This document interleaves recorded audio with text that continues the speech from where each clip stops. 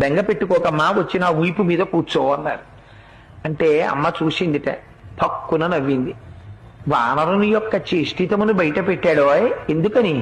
అప్పటికి స్వామి చిన్నవారై ఉన్నారు, పిల్లి పిల్లంత వారై ఉన్నారు. అమ్మ వచ్చిన వీపు మీద కూర్చో అమ్మా, 100 యోజనముల సముద్రాన్ని దాటించి ఆవలి ఒడ్డుకు తీసుకెళ్లి ప్రశ్రవణ పర్వత శిఖరముల మీద కూర్చున్న రామచంద్రమూర్తి యొక్క పాదార విందముల యందు సమర్పించి కృతకృత్యుడనవుతానమ్మా అన్నారు. అంటే అమ్మ నవ్వి ఓ మాట అంది.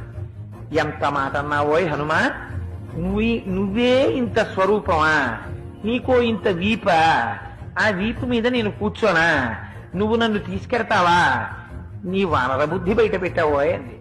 అంటే పాపం అంతకు ముందు ఎవరి చేత అధిక్షేపింపబడి ఎరగడు మహానుభావుడు. అంత మాట అనేసింది అమ్మ నన్ను, ఇదే నా స్వరూపం అనుకుంటోంది, నా స్వరూపం ఏమిటో అమ్మకి చూపించాలనుకున్నాడు. మెరుమందర సంకాశౌ భవౌదీప్తానల ప్రభ అగ్రతవ్యవతస్తేచ సీతాయా వనరోత్తమ.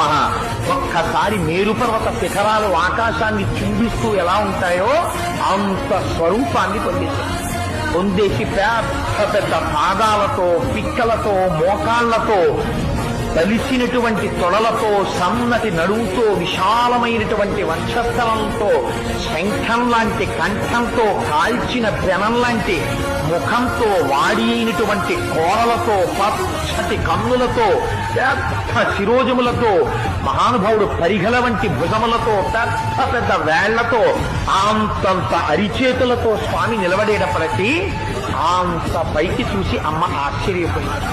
నాయనా, నాకు తెలుసయ్యా నువ్వెవరవో, 100 యోజనముల సముద్రాన్ని నీ దర్శన సామర్థ్యమును ప్రకటించి దాటి వచ్చిన రోజునే గుర్తించాను నువ్వెవరో. ఇలా రాగలిగినటువంటి శక్తి ఒక్క గరుత్మంతుడికి ఉంది, నీ తండ్రి వాయుదేవుడికుంది.